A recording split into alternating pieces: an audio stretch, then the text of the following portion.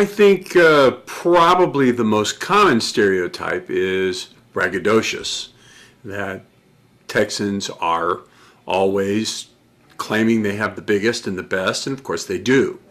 The hardest thing about leaving Texas to live anywhere was the lack of quality Mexican food. Undoubtedly. That was certainly in El Paso, there's even going to be more of that than if I lived in Amarillo or Texarkana.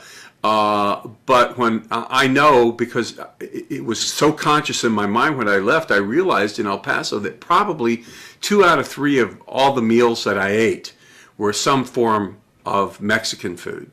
And then when I left, it was that was a culture shock, for definitely. I was wondering, what do people in the other parts of the country eat?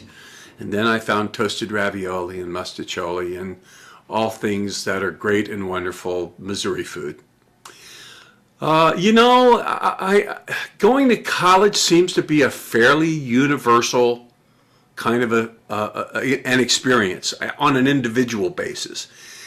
One of the things that I do find, and this doesn't have to do with campus life per se, but one of the things that's kind of interesting to me has to do with where the universities are located, particularly in terms of their sports teams.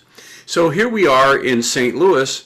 We're 100 miles away from the Division I football team in the state of Missouri. University of Missouri. That's it. That's all we got, basically.